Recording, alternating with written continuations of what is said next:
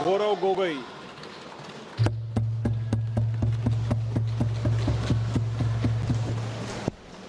धन्यवाद अध्यक्ष महोदय। आज हम इस विशेष चर्चा में भाग लेने के लिए खड़े हुए हैं और ये चर्चा इसलिए हो रही है क्योंकि हाल में ही जो युद्ध हुआ वो एक सूचना का युद्ध था। एक प्रकार से हम पड़ोसी देश और दुनिया भर को सच्चाई की सूचना देना चाहते थे और कुछ ऐसे ताकत थे, ऐसे शक्तियां थी जो भ्रम का सूचना सारे देश में, सारे दुनिया में फैला रहे थे। और इसीलिए इस चर्चा का विशेष मांग ये है कि आज सच्चाई सदन में आनी चाहिए।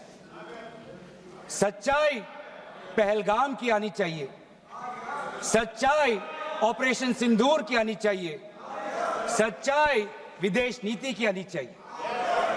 और यही आज हमने सूचना का जो युद्ध की बात हम कर रहे हैं वो आज हमने आदरणीय राजनाथ सिंह के भाषण में सुना।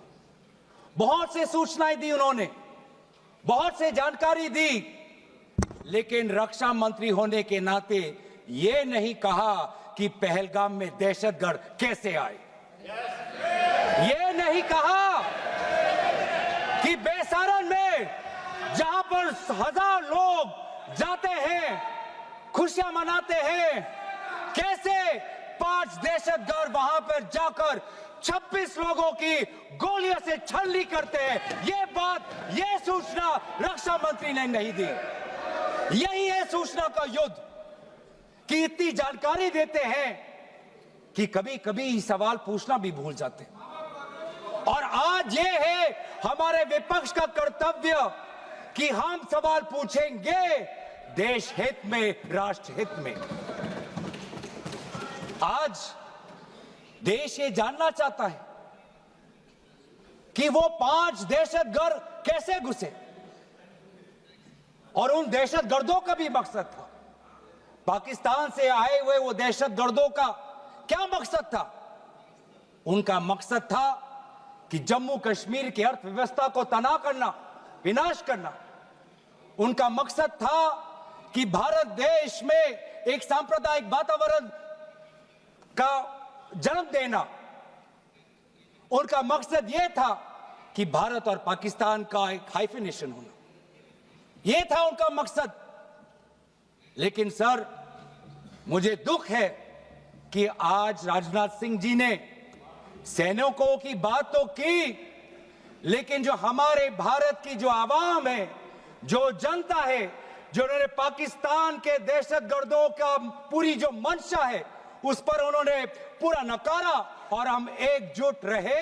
हम, मुझे भारतीय होने का गर्व है। हमने देखा बेसारन में कि किस प्रकार से जम्मू और कश्मीर के लोगों ने पूरे देश भर से आए हुए जितने भी पर्यटक थे उनकी मदद की। हमने ये देखा कि किस प्रकार से देश भर के जो पर्यटक जो जम्मू कश्मीर में थे उन्होंने अपने जम्मू कश्मीर के भाइयों को धन्यवाद दिया। हमने ये भी देखा कि कैसी एक विधवा हिमांशी नरवाल ने कहा कि मैं नहीं चाहती कि मेरे जो पति जिसको लेके आज राजनीति हो रही है उसके शव पर देश में हिंदू मुसलमान की राजनीति हो, मैं नहीं चाहती। यह है हमारी देश की संस्कृति और यह था मंशा पाकिस्तान का। और मैं ये भी गर्व महसूस करता हूं कि सारे विपक्षी राजनीति दल, हम सब एकजुट होकर, राहुल गांधी जी ने एक साफ साफ कहा कि हम सरकार के साथ हैं और सरकार को पाकिस्तान को एक ठोस मजबूत कदम देना ही पड़ेगा। लेकिन देश ये भी जानना चाहता है, वे 26 लोग जो जिनके परिवारों में आज कोई गुजर गया, वे ये भी जानना चाहता है कि 100 दिन गुजर गए और वे 5 दहशतगर्दियों को यह सरकार पकड़ नहीं पाई।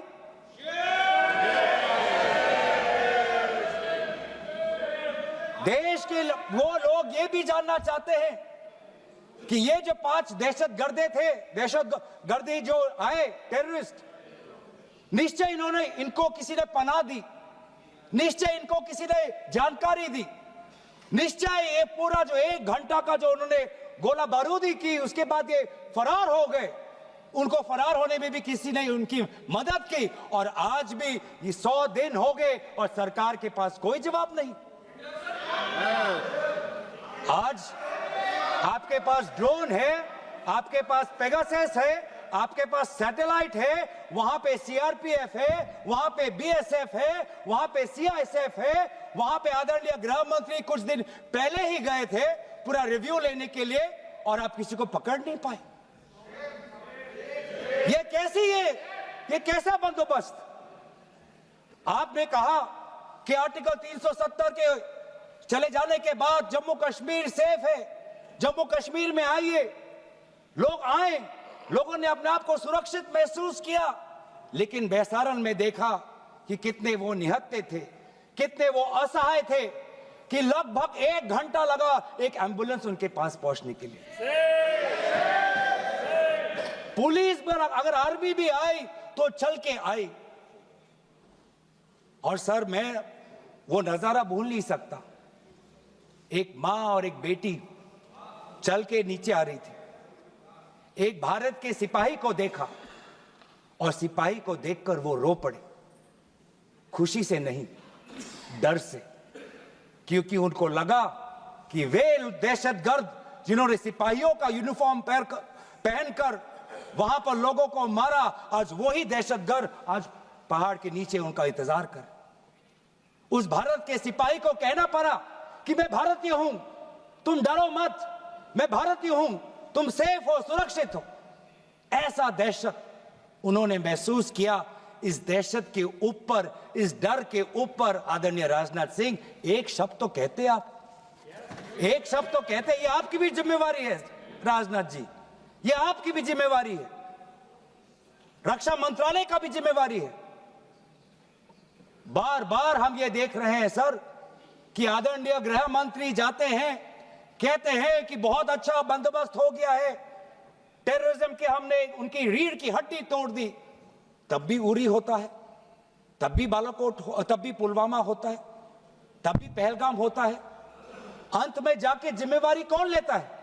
जम्मू कश्मीर के लेफ्टिनेंट गवर्नर नहीं। अगर जिम्मेवारी किसको लेनी पड़ेगी तो आदरणीय गृह मंत्री आपको लेनी पड़ेगी, नैतिक जिम्मेवारी आपको लेनी पड़ेगी। आप लेफ्टिनेंट गवर्नर के पीछे नहीं छुप सकते, आप लेफ्टिनेंट गवर्नर के पीछे ये केंद्र सरकार नहीं छुप सकती, क्योंकि गृह मंत्री खुद वहां पे थे कुछ ही हफ्ते पहले, खुद उन्होंने सिक्योरिटी का रिव्यू लिया कि आपके पास जानकारी नहीं थी। और सर, ये सरकार इतनी कमजोर, ये सरकार इतनी बुज़दिल कि आज उन्होंने इस सर में, क्योंकि उन्होंने अगर इसका किसी का दोष दिया तो टूर ऑपरेटर्स को दोष दिया कि टूर ऑपरेटर्स बिना अनुमति के द्वारा, बिना लाइसेंसेस के द्वारा लोगों को बेसहारा ले जा रहे, हमें तो पता ही नहीं था। ये है इनका कारण, ये बताना चाहते हैं। तो सर, यही तो दुख की बात है कि कहीं ना कहीं एक सरकार में एक अहंकार आ चुका है। इंटेलिजेंस और सिक्योरिटी जो फ्रेमवर्क है, एस्टैब्लिशमेंट है, जो लोग हैं जो निर्णय लेते हैं इंटेलिजेंस और सिक्योरिटी की, आज उनमें एक अहंकार आ गया है कि चाहे जितनी भी बड़ी गलती हो उन पर कोई सवाल नहीं उठा सकता। लेकिन आज हम सवाल उठा रहे हैं, आज हम सवाल उठा रहे हैं, आज हम सवाल उठाएंगे। प्रधानमंत्री मोदी जी, आपको, आप सऊदी अरब में थे, आप जब वापस आते आपका पहला नैतिक कर्तव्य होता कि पहलगाम आप जाते, लेकिन आप पहलगाम नहीं गए, एक सरकारी कार्यवाही के लिए आप बिहार गए और चुनावी भाषण दिया। देश के मुखिया सऊदी अरब में थे, पूरा कार्यक्रम उन्होंने संपूर्ण किया, वापस आए और वो पहलगाम भी नहीं जा पाए और बिहार में जाके चुनावी भाषण दे रहे हैं। अगर पहलगाम में कोई गया तो हमारा नेता राहुल गांधी गया। अगर पहलगाम में जो लोगों की मृत्यु हुई उनके लिए अगर शहादत की मांग कोई कर रहा है तो हमारा दल का नेता राहुल गांधी कर रहा है। राहुल गांधी जी बदामी के कंटोनमेंट में गए। सर मैं बोलूं? Sir house in order. Sir house in order में like. Sir house is not in order में रहेगा सर। टाइम लेकिन आप तथ्यों पे बोलें। गलत सूचनाएं नहीं दे सदन में, गलत सूचनाएं नहीं मत दे। हम बोलिए इसके ऑर्डर में लाइए सर। कोई सदन में गलत तथ्य नहीं रख सकते आप। सर मैं बोलूं सर कैमरा आएगा मेरे पे। धन्यवाद। आदरणीय अध्यक्ष महोदय, अब बात आती है ऑपरेशन सिंदूर की। आज मैं राजनाथ सिंह जी का भाषण सुन रहा था। मुझे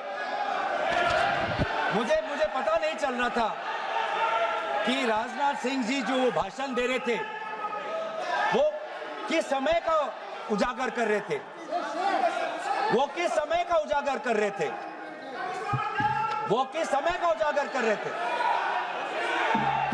क्या वो 2016 के बाद क्या उन्होंने ये नहीं कहा कि हम घुस के मारेंगे और पाकिस्तान को आज वो उनका जो भी टेररिस्ट इंफ्रास्ट्रक्चर है उसको खत्म कर देंगे? वही बातें तब की, वही बातें पुलवामा की बात की कि पुलवामा के बाद आज हमारे लड़ाकू जहाज अब गए हैं। अब पाकिस्तान अब कभी भी भारत पर उंगली नहीं दिखा सकता। और उसके बाद आज दोबारा वही बातें कर रहे हैं। कि हम घुस के मारे, हमने ये किया, फलाना किया। और ये अब भी कह रहे हैं कि ऑपरेशन सिंदूर कंप्लीट नहीं हुआ, अधूरा है, क्योंकि कल को जाके दोबारा पाकिस्तान कर सकता है। ये खुद कह रहे हैं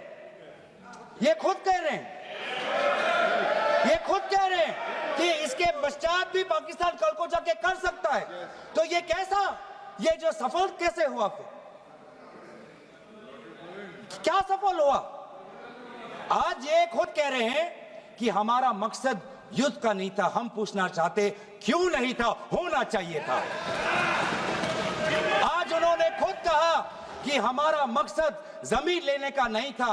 क्यों नहीं था? पाकिस्तान ऑक्यूपाइड कश्मीर अगर आज नहीं लेंगे तो कब लेंगे?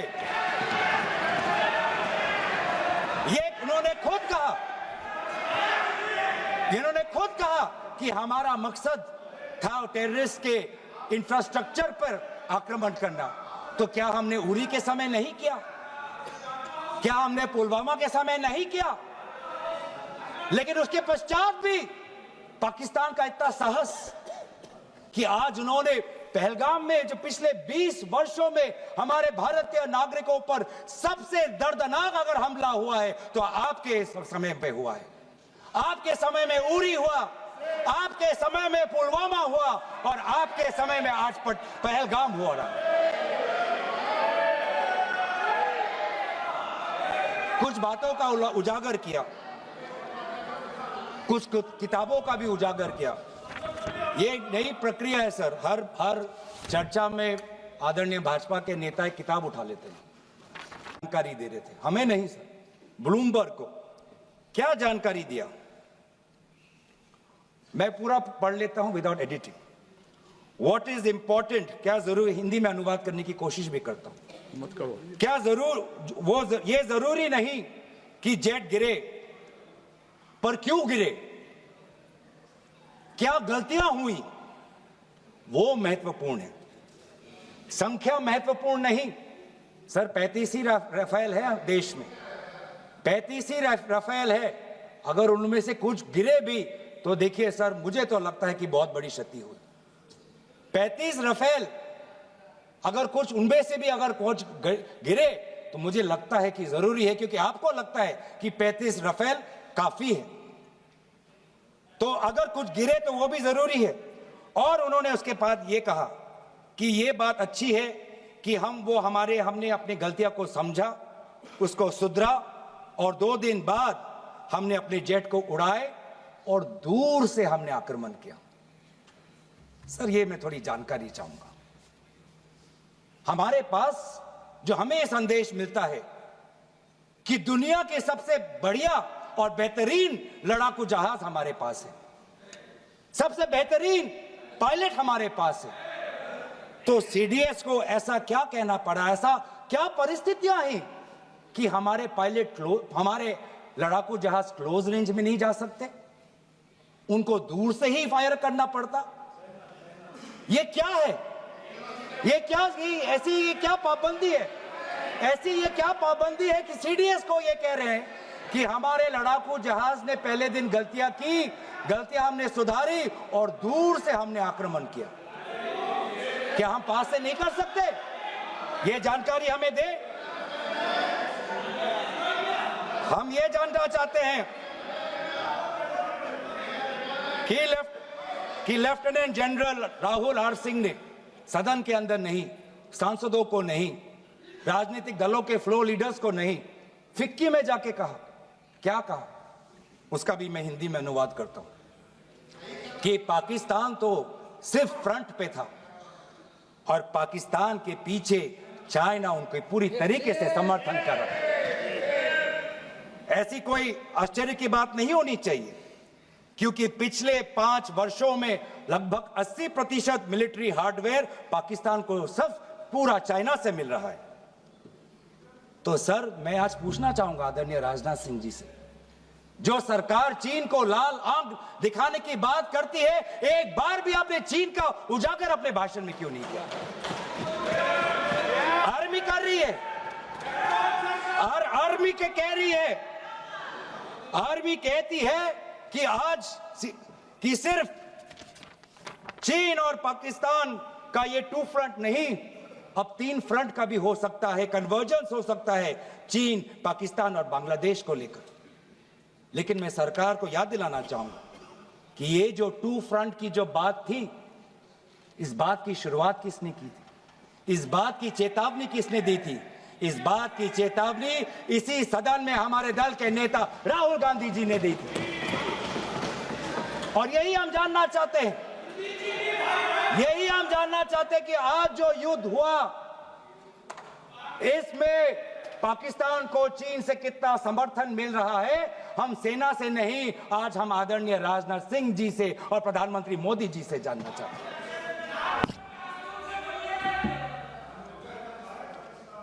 और सर, इंडोनेशिया में जो डिफेंस अटैचे है, उसने तो ताज्जुब की बात कह दी। उसने क्या कहा sir? India defence attache group captain Shiv Kumar ने, हिंदी में दोबारा अनुवाद करता हूं, कि भारत ने लड़ाकू जहाज खोए तो खोए इसलिए क्योंकि कुछ मिलिट्री टारगेट्स पर आक्रमण करने पर पाबंदी थी। क्यों? क्या पाबंदी थी? ऐसे क्या ये राजनीतिक कंस्ट्रेंट्स थे?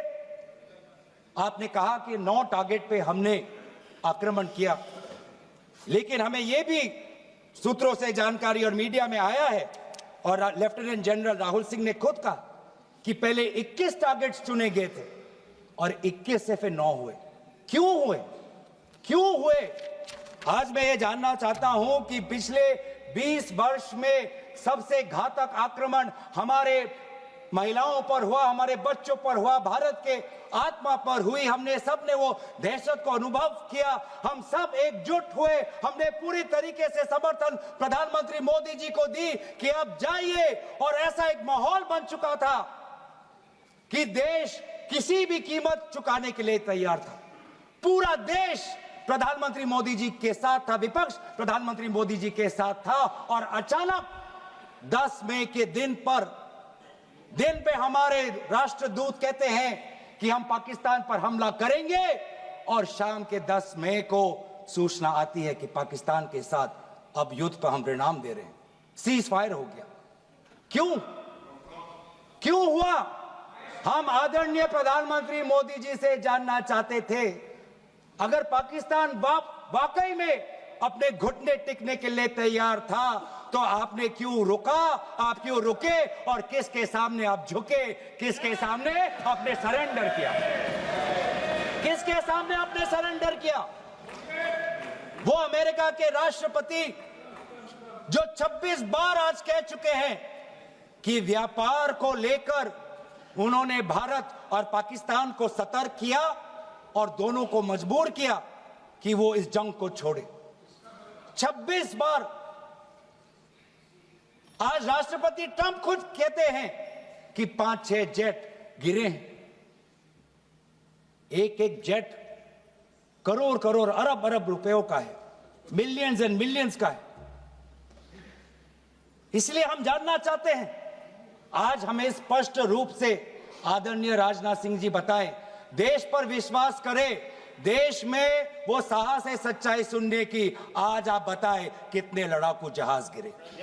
हमारे में वो साहस है, क्योंकि ये सूचना,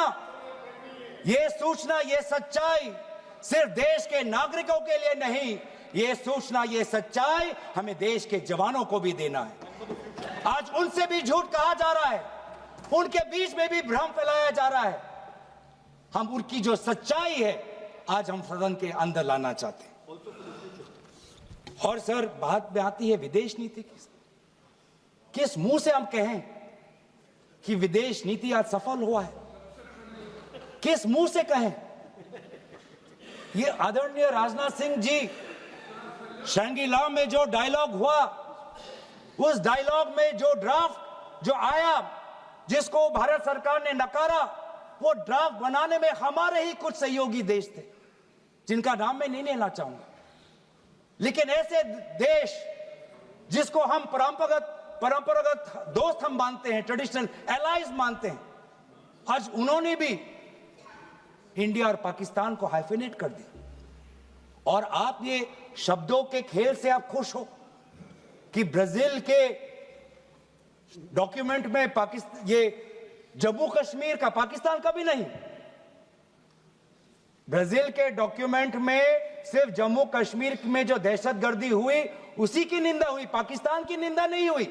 पर आप उससे खुश हो? अगर आप उससे खुश हो तो मैं जानना चाहूंगा, जो $1 बिलियन का आर्थिक सहायता IMF ने दिया पाकिस्तान को, उस पर आपको क्या कहना है? हम जानना चाहेंगे, जो ADB एशियन डेवलपमेंट बैंक से 800 मिलियन का आर्थिक सहायता जो मिलेगा पाकिस्तान को, आज भारत उस पर क्या रवैया? वर्ल्ड बैंक का जो $40 मिलियन आ रहा है, और ये पैसा किसको जाएगा सर? पाकिस्तान की नेतृत्व उनकी जनता या उनकी चुनी हुई सरकार नहीं, पाकिस्तान की सरकार का जो रिमोट कंट्रोल है वो पाकिस्तान की सेना के पास है। तो ये सारा पैसा वहीं जाएगा जहां पर हमने मिसाइल गिराई। तो क्या इतना भी हम नहीं कर पाए? क्या इतना भी ताकत नहीं? क्या इतना भी विश्व गुरु में लोगों का विश्वास नहीं, देश अंतर्राष्ट्रीय नेताओं का विश्वास नहीं कि IMF का एड ना जाए पाकिस्तान के पास, वर्ल्ड बैंक का एड ना जाए पाकिस्तान के पास, ADB का एड ना जाए पाकिस्तान के पास? आप में इतना भी ताकत नहीं कि एक देश ने पाकिस्तान को टेरर स्टेट का दर्जा नहीं दिया। एक देश ने आज FATF financial action task force में, जिससे बहुत नियंत्रण पाकिस्तान पे पड़ती थी, आज उससे वो 2022 में निकल आई ग्रे लिस्ट में। क्या वो डालेंगे? तो इसीलिए आज हम ये मांग करते हैं कि सरकार अब डरिए मत, सच्चाई से डरिए मत। उस दिन भी देश सरकार के साथ दहशतगर्दी के खिलाफ खड़ा था, विपक्षी दल सरकार के साथ खड़े हैं, और आज भी दहशतगर्दी के खिलाफ सच्चाई के पक्ष में देश और विपक्ष आज सरकार के साथ। आप हमें अपना दुश्मन ना समझे, हम सरकार के दुश्मन नहीं हैं, हम अपने देश के पक्ष में बोल रहे हैं, जवानों के पक्ष में बोल रहे हैं। पर आप हमें कृपया सच्चाई देने का हमें वो सम्मान दीजिए।